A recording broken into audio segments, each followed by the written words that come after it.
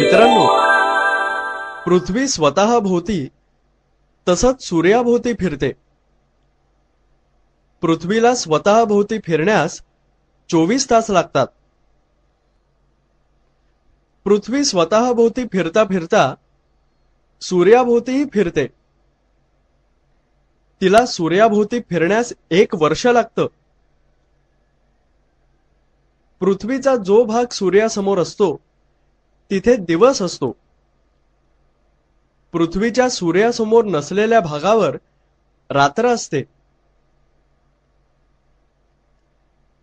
पृथ्वीचा आस थोडा कललेला आहे। पृथ्वीच्या कललेल्या आसामुळेच पृथ्वीवर ऋतू निर्माण झाले आहेत।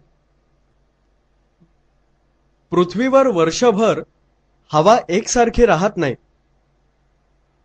वर्षभरात प्रामुख्याने उन्हाळा, पावसाळा, हिवाळा असे ऋतू बदल होतात।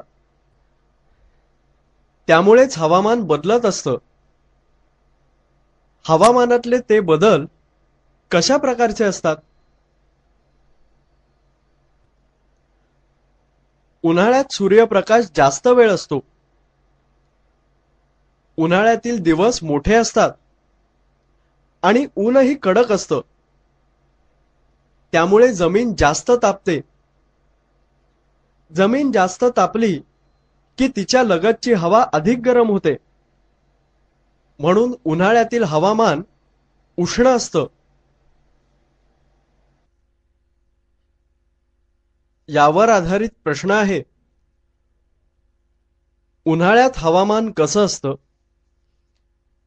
उत्तर आहे, उन्हाळ्यात हवामान उष्ण असतं। उन्हाळ्यात सूर्यप्रकाश जास्त वेळ व प्रखर असतो। उन्हाळ्यात दिवस मोठे असतात। ऊन कडक असतं। कडक उन्हामुळे जमीन जास्त तापते। त्यामुळे जमिनीलगतची हवा अधिक गरम होते। म्हणून उन्हाळ्यात हवामान उष्ण असतं।